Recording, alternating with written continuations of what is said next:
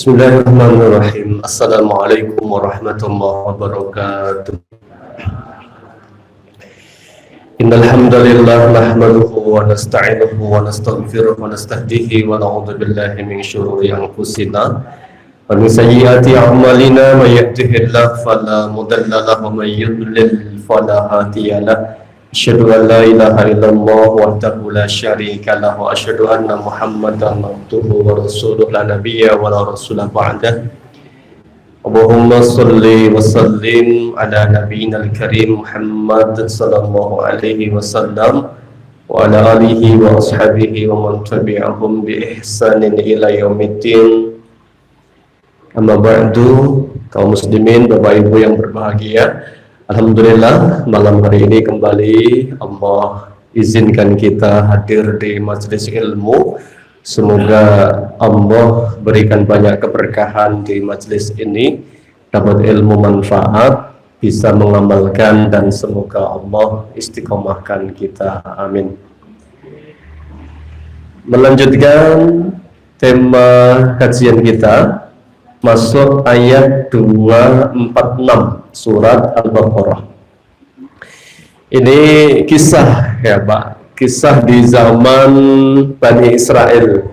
Artinya sebelum Nabi Muhammad kejadiannya kisah ini ya. Tentu setiap peristiwa itu ada ibrah, ada apa? Pelajarannya ya bagi orang-orang yang cerdas itu. Makanya surat yang lengkap berkisah itu kan surat Yusuf. Di akhir ayatnya Allah sampaikan laqad kana fi qasasihim ibratun liulil albab. Sungguh dalam kisah-kisah itu ada pelajaran. Siapa yang bisa ngambil pelajaran? Ulul albab. Siapa ulul albab itu? Ya, orang yang cerdas itu. Katanya orang yang cerdas tidak akan jatuh ke lubang yang sama 2 atau 3 kali ya. Artinya pintar mengambil pelajaran. Nah, maka nanti kita ambil pelajarannya dari peristiwa ini agar ada manfaat dari sebuah kisah ini ya. Baik, kita simak dalam ayat 246 Al-Baqarah. Ini juz 2 akhir ya. Nanti mau masuk juz 3 ini insyaallah. A'udzu billahi minasyaitonir rajim.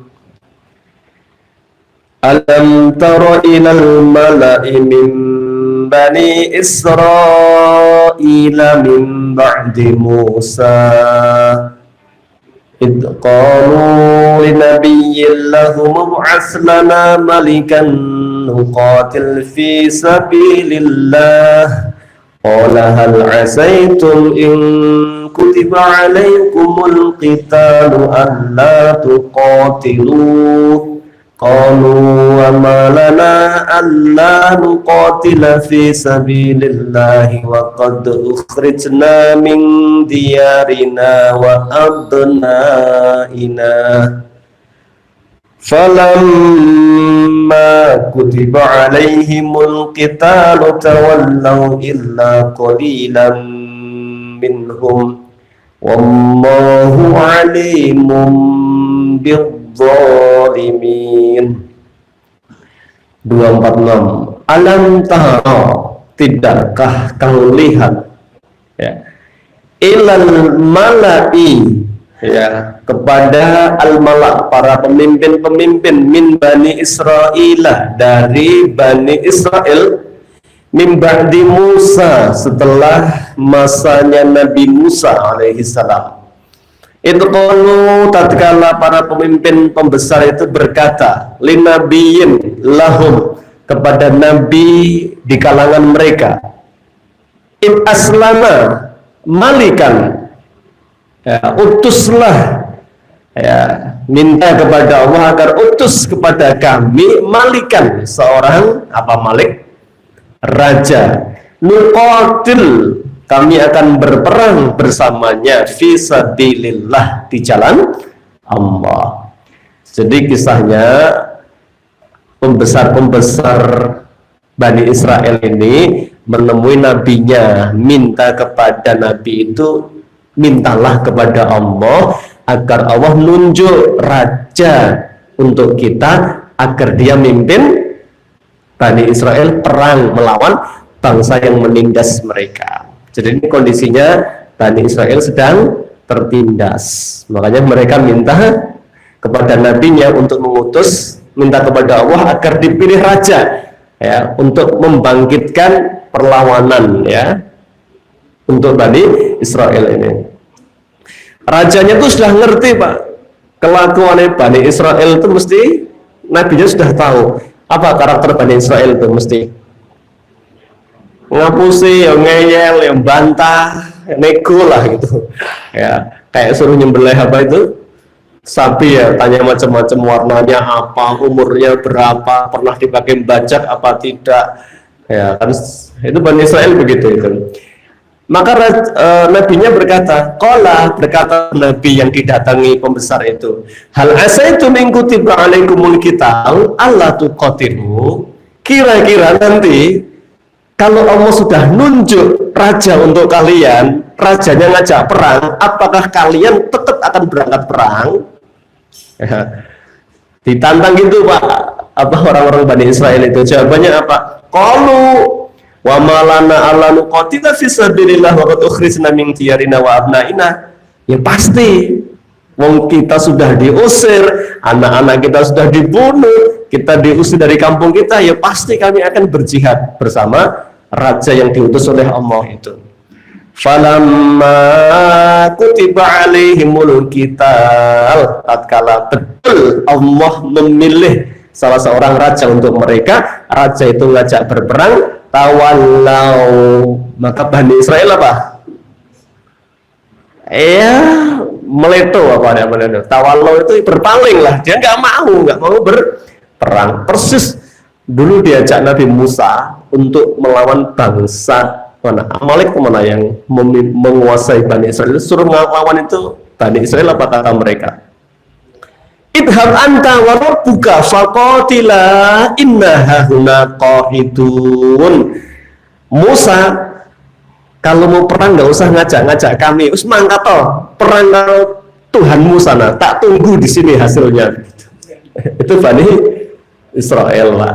Wis ngono kowe kelakuane Yahudi ya sekarang itu ya, keturunan Bani Israel yang membangkang itu ya. Ya kurang lebih begitu. Ya terus perang mangkato dewe ya, nggak usah ngejak-ngejak. Padahal yang minta raja untuk memimpin perang siapa tadi?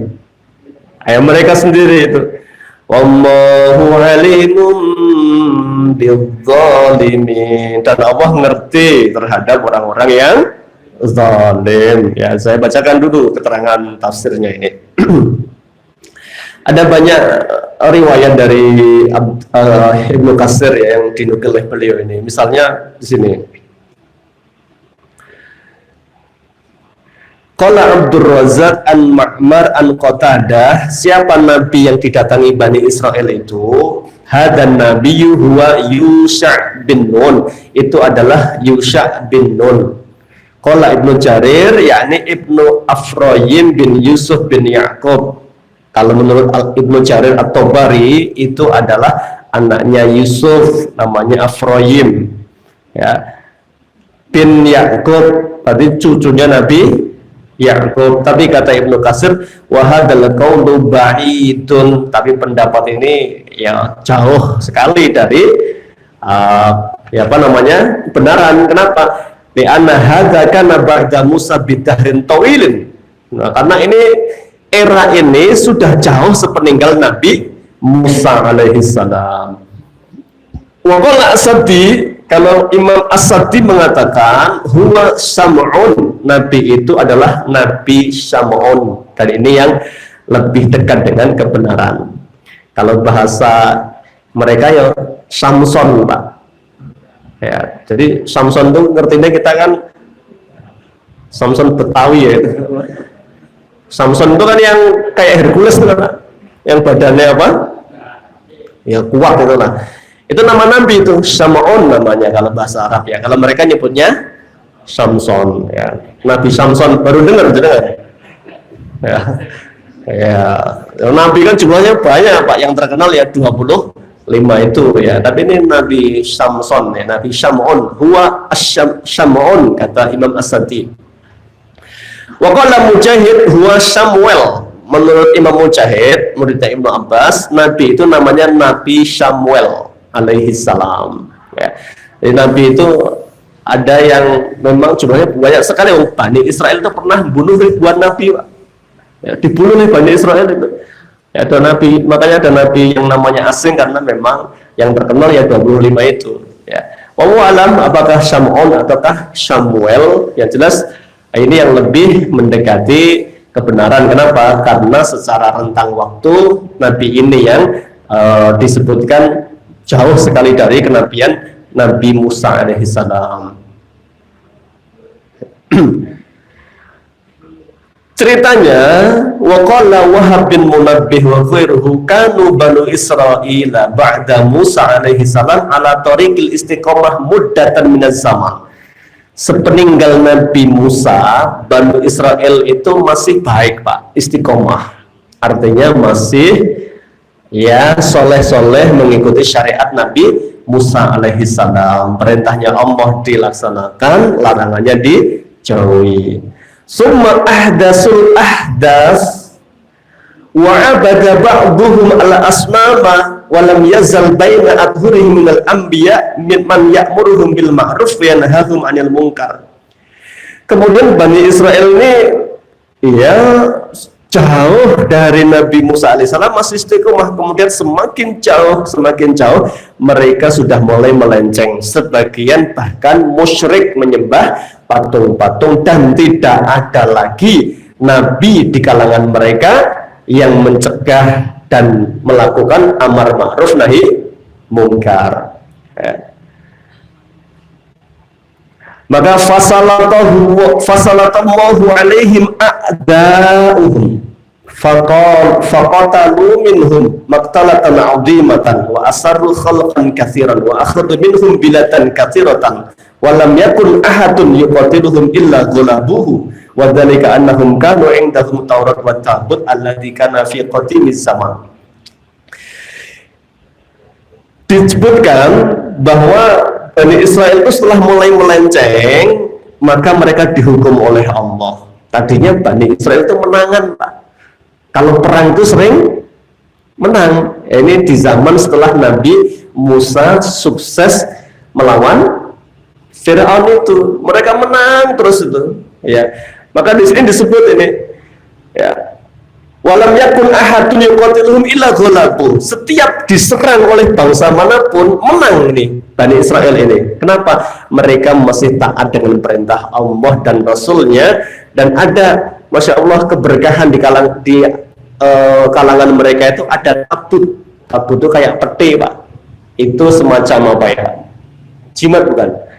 Bukan ya. Ya ini pokoknya tabut tuh terus kayak tanda keberkahan ya, sehingga sering menang selama tabut itu ada. Itu isinya kayak kotak, ada Taurat, ada lembar, ada peninggalan Nabi Musa alaihissalam. Itu versinya beda-beda. Ada yang mengatakan isinya adalah tongkat sama terumpah Nabi Musa alaihissalam. Alam bisawab. Ya. Jadi memang syariat Bani Israel itu kadang beda Pak dengan syariat kita. Ya, dan jelas beda, banyak yang beda ya. Misalnya dulu ada orang mati, bertanya kepada Nabi Musa, ini yang bunuh siapa? Ya, Nabi Musa munajat sama Allah, kalau mau tahu pembunuhnya, Bani Israel suruh beleh sapi, nanti buntutnya itu dikepiaki kepada mayitnya, nanti mayit itu akan hidup lagi dan dia akan menjawab pertanyaannya, siapa yang bunuh kamu? Nah itu di syariat kita masuk akal atau tidak? Ya, hayal ya Pak, nggak masuk akal kan? Tapi ini yang terjadi di zaman Bani Israel itu. Nah makanya kalau ada kisah-kisah yang menurut kita, wah surah mungkin, nah itu karena ini bukan syariat Nabi Muhammad, ini syariat sebelum Nabi Muhammad ya. Ada tabut tadi salah satunya yang membuat Bani Israel mulia dan sering menang.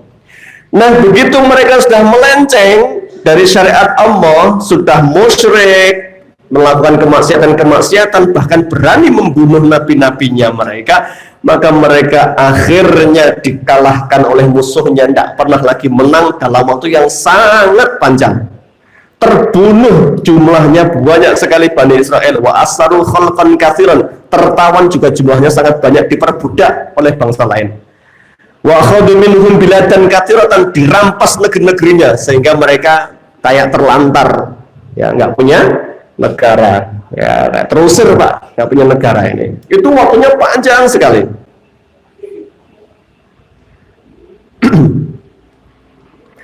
Nah, kemudian falam yazal bihim tamatihim ala dhalal, ya. Dan mereka ini Masya Allah senantiasa dalam ya kehinaan-kehinaan sepanjang mereka dikalahkan oleh bangsa-bangsa yang lain tadi, ya. Dan sedihnya lagi bagi mereka, tidak ada lagi nabi di kalangan mereka. Allah nggak ngutus nabi sekian ratus tahun, waktunya panjang sekali. Padahal biasanya kalau ada yang satu mati itu Allah utus nabi berikutnya untuk membimbing Bani Israel. Jadi Bani Israel itu Masya Allah dulu dimuliakan sekali Pak. Wa inni faddaltukum alal alamin, itu Bani Israel itu, ya. Tapi mereka ya bangsa yang tidak bersyukur kepada Allah.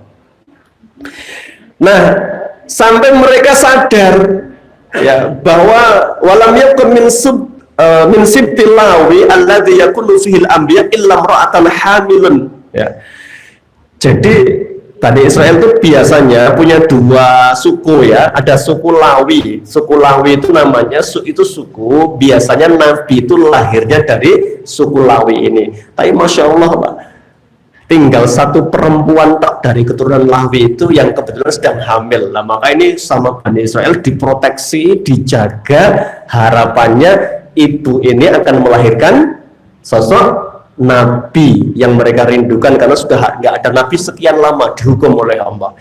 Maka perempuan ini, ya, akhirnya Masya Allah, ya, fasami Allahu laha wa wahabaha gulaman fasamatu Samuel. Nah, inilah ibunya Nabi Samuel itu. Setelah menunggu-nunggu, lahirlah seorang anak laki-laki diberi nama Samuel. Nah, ini Pak, nabi yang nanti didatangi pemimpin Bani Israel untuk berdoa kepada Allah agar Allah segera nunjuk raja bagi Bani Israel. Nah, itu panjang ceritanya begitu, ya. Maka setelah itu datang Samuel, tumbuh dewasa resmi menjadi nabi. Bani Israel sudah mulai bangga dengan kehadiran Samuel ini, ya. Maka mereka mendatangi Samuel dan berkata, "Ib aslana malikan," ya, minta kepada Allah agar menjadikan raja untuk kita, nuqatil fisabilillah, kita akan lawan bangsa yang menindas kita. Munajatlah Samuel kepada Allah, maka Allah menjawab permintaan Bani Israel lewat Nabi Samuel tadi. Wa qala lahum nabiyyuhum inna allaha qad ba'atha lakum taluta malika. Dan berkatalah Nabi kepada mereka setelah mereka minta raja, inna allaha qad ba'atha lakum taluta malikan, Allah sudah milih raja untuk kalian. Yang dipilih siapa? Talut, Raja Talut. Begitu ngerti yang dipilih Allah Talut, apa respon Bani Israel? Qalu anna yakunu lahul mulku alaina. Lu kok Talut sing dipilih? Nah, dasar Bani Israel Pak, ya. Kok Talut yang diutus? Ya, kenapa? Talut itu, ya, disebutkan di sini. Ailamma talabu min nabiyyin ayyu'ina lahum malikan minhum fa'ayana lahum taluta wa kana rajulan min ajnatihim. Jadi Talut itu bukan dari keturunan bangsawan, bukan dari keturunan raja, tapi dia hanya prajurit biasa yang kebetulan punya kelebihan apa? Cerdas dan fisiknya kuat, ya. Tapi tidak punya harta apa itu, ya. Li'anal malika kana fi sibti Yahuda, karena biasanya Bani Israel itu yang jadi raja dari keturunan Yahuda.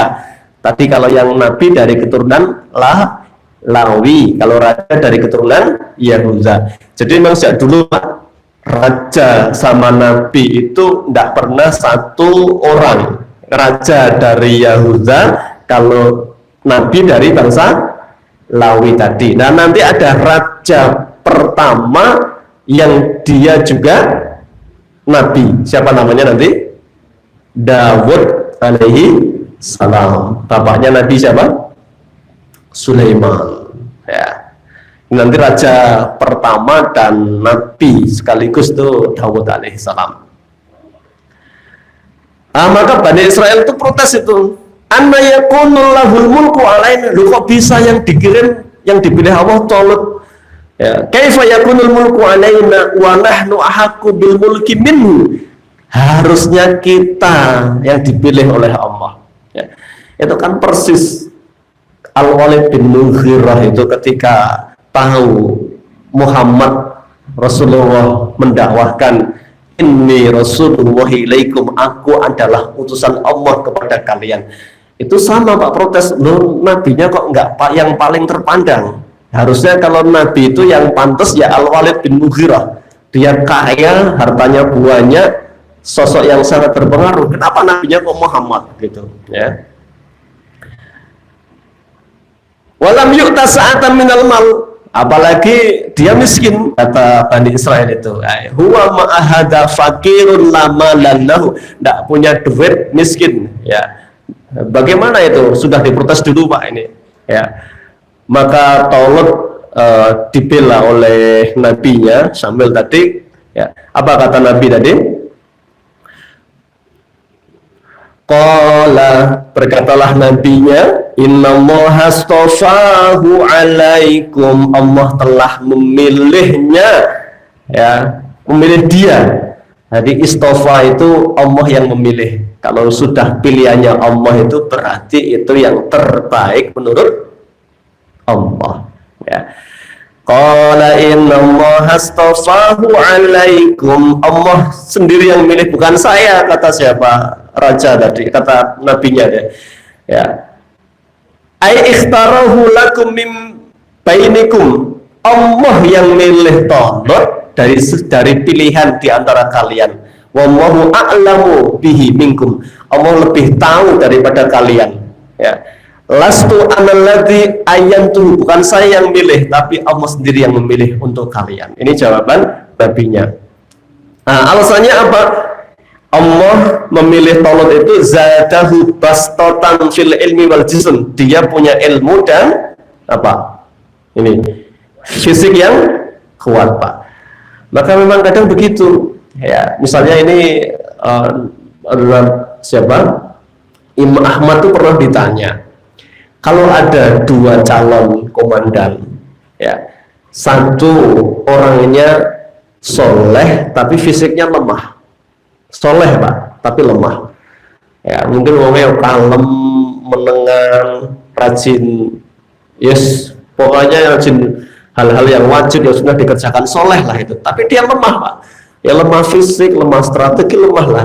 Yang satunya, ya, fisiknya kuat, punya kemampuan memimpin, tapi tidak sesoleh yang pertama, ya. Siapa dari dua ini yang harus dipilih? Dan sedangkan milih yang mana? Ya. Imam Ahmad beristihad, pilihlah yang kedua, meskipun tidak soleh seperti yang pertama, tapi dia punya kemampuan apa itu? Kuat. Kenapa? Karena orang yang soleh tapi lemah, kesolehannya akan kembali kepada dirinya sendiri, tapi kelemahannya itu berdampak kepada seluruh kaum muslimin yang dipimpin dia. Ya, coba jenengan diajak perang, sing mimpin komandane wotak-watuk, minggrang-minggring, kelemar-kelemar, pelongo-pelongo, kira-kira mantep nggak jenengan sebagai pasukan ini? Ya.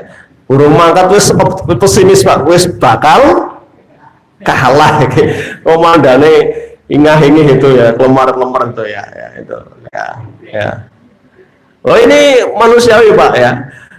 Kemudian kalau yang satu kuat itu, sungguh kekuatannya itu akan kembali kepada kaum muslimin karena keberaniannya, strateginya yang handal, kekuatannya yang luar biasa itu. Sementara kemaksiatan yang dilakukannya akan kembali kepada dirinya sendiri. Maka ini istihadnya Imam Ahmad, pilih yang kuat untuk urusan perang.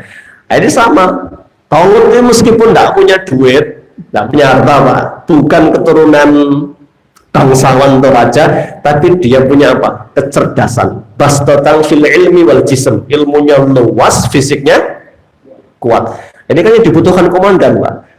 Jadi nek komandannya sudah gede gagah itu yakin mantap anak buahnya ya.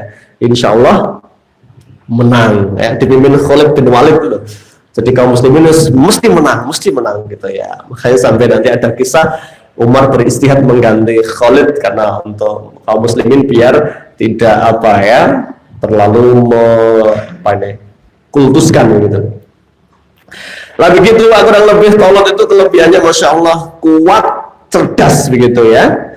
Wallahu yu'ti mulkahu may yasha,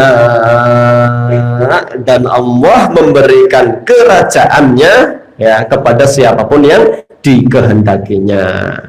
Wallahu wasi'un alim, Allah maha luas ya pemberi ilmunya.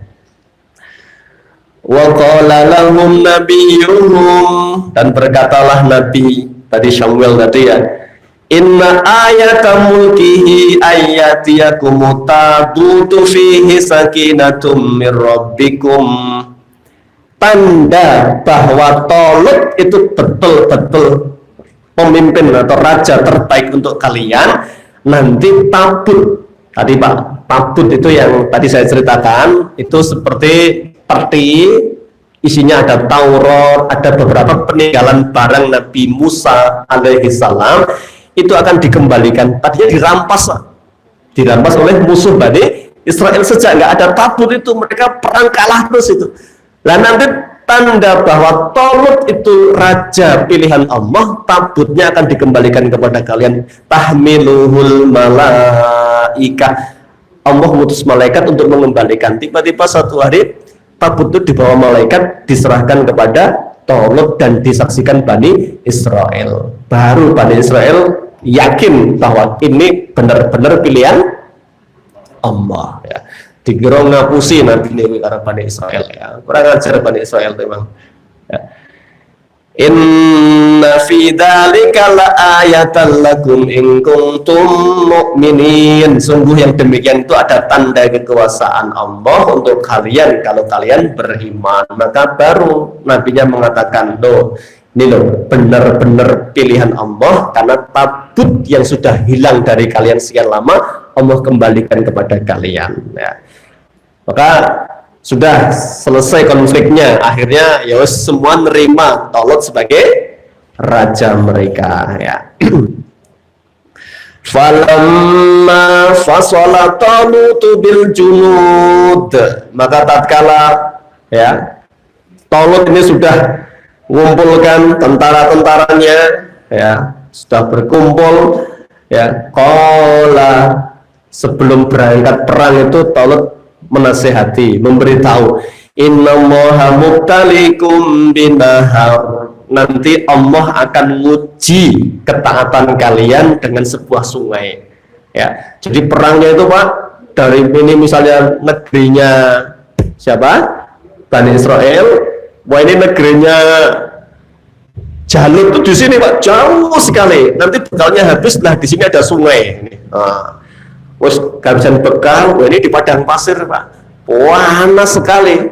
Yes, bekal entek, wes ora ono warung, ora ono Indomaret, ora ono pokoknya. Ya, jangan berpikir kayak sekarang ya, nggak bawa bekal nggak apa-apa, yang penting bawa ATM ya. Ya, sekarang itu yes, saking gampangnya zaman kan, ya diisolasi ya bisa Grab, bisa apa, GoFood dan lain sebagainya. Wah ini betul-betul dasar sekali ujiannya. Inna muhammad talikum binahar, nanti kalian akan kehabisan bekal, tiba-tiba kalian ketemu sungai jernih, airnya seger luar biasa.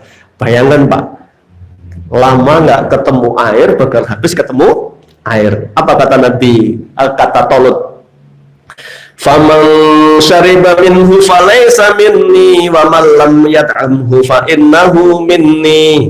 Nanti siapapun yang nggak kuat dan minum air itu, dia bukan pasukanku.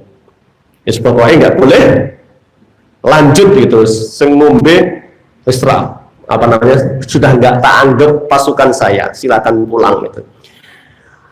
Kecuali yang minum hanya secawuk hurfatan biati, secawuk tangannya ini ya. Fasyaribu, ya betul Pak, ya, sebelum berangkat ya siap dan ya, artinya siap pokoknya nggak minum gitu ya.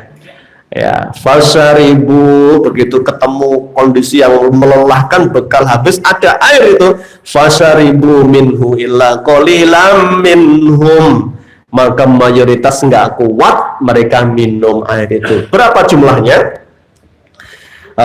Sebelumnya ada penjelasan di sini. Kata Ibnu Abbas, sungai itu nahrun bainal ardin wa Palestin, yaitu sungai di antara negeri Yordan dan Palestina. Namanya Nahrus Syariah al-Masyhur. Itu disebut Nahrus Syariah. Sungainya di antara negeri Palestina dan Yordania itu. Wah, berarti jauh sekali Pak perjalanannya. Makanya kehausan ini ya. Ya. Masya Allah, jumlahnya berapa pasukan yang dibawa Talut? Jumlahnya ternyata banyak sekali Pak. 80.000.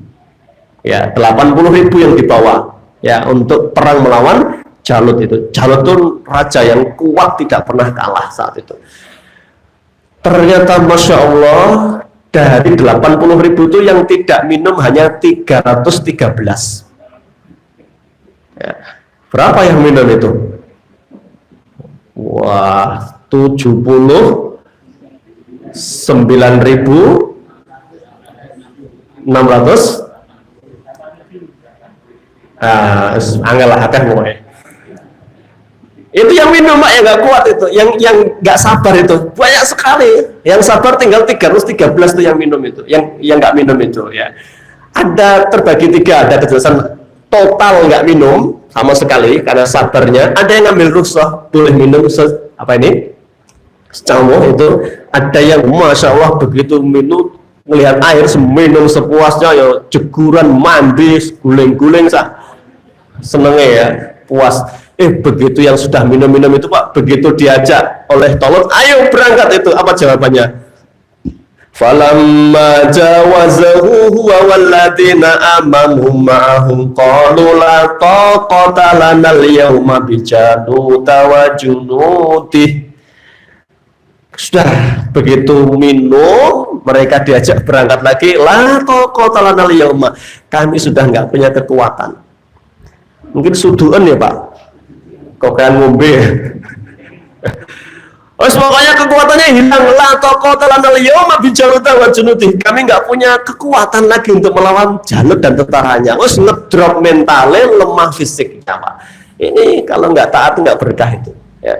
Maka ada yang kedua itu yang minum hanya secawuk begini ya. Dan ini ada yang mengkaji bahwa itulah kebutuhan aslinya ya, lambung orang itu adalah secawuk ininya, apa, tangannya.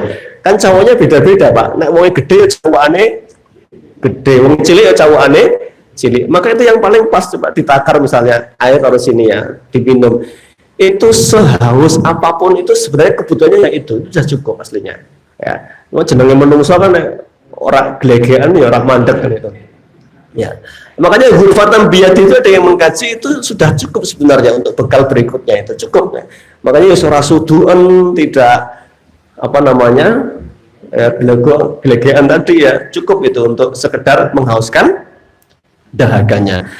Wah, sudah Pak, tinggal 313, maka tinggal kelompok kecil ini. Qala alladziina yadunnuna annahum mulaqullah. Kelompok kecil ini yang dimotivasi oleh Talut.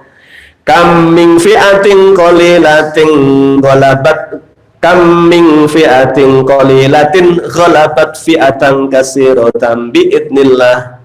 Berapa banyak pasukan yang sedikit bisa mengalahkan yang banyak. Wallahu ma'as sabirin, dan Allah bersama orang-orang yang sabar. Memang begitu Pak sejarahnya. Nabi-nabi itu pengikutnya sedikit melawan musuh yang banyak dan selalu menang. Coba Nabi Muhammad misalnya Nabi kita, ya ketika perang itu jumlahnya sering banyak musuh atau sering banyak kaum muslimin? Sering banyak musuh ya. Badar 313 melawan 1000, Uhud 1000 muslim melawan 3000 kafir, Ahzab 4000 muslim melawan 12.000 kafir ya.